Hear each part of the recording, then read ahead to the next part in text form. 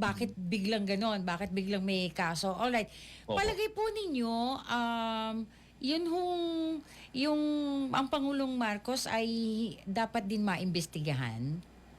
I think opo. Kasi sige, so yung kasi nabanggit na nga yung pangalan po niya dito Mm. sa video na inilabas ni Representative Zaldico dati at bagamat una, totoo naman na hindi admissible as evidence yung video na yun. Mhm. Pangalawa, may mga contradiction doon ata sa naging testimonya niya. Mm. Gayunpaman, dapat mabigyan ng due process yung sinasabi niya, no? So, hindi ibig sabihin na hindi na kailangan harapin ni Zaldico yung mga kaso laban sa kanya. Pero kung involved yung presidente, kung may konting risk man lang na involved yung presidente sa Mhm. issue na ito, napakalaking problema yan kasi siya yung pinakamakapangyarihang tao dito sa Pilipinas. So kailangan po nating malaman yung buong katotohanan. Mhm. Ano naman ho ang nakikita naman ninyo? Sabi ho kasi ni Congressman Benitez kanina, yung ginawa ng Pangulo, yung pahayag niyang Pangulo, pakasuhan, po sa ombudsman nga si, sina Ko at Romualdez, ay isang magandang simula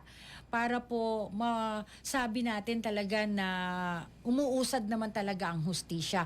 Sa inyo po, ano ho ang tingin ninyo kahapon dun sa naging pahayag ng Pangulo?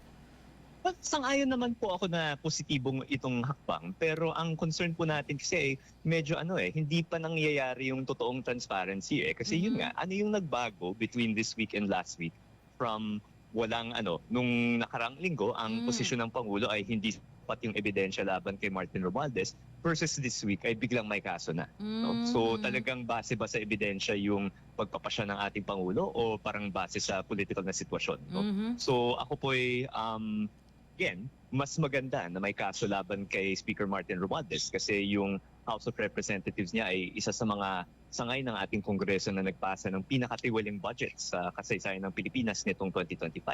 Pero Opo. I think hindi sa parang kung bakit biglang nagkaroon ng ebidensya or ano yung nagbago in the last week. Yun yung gusto nating malaman.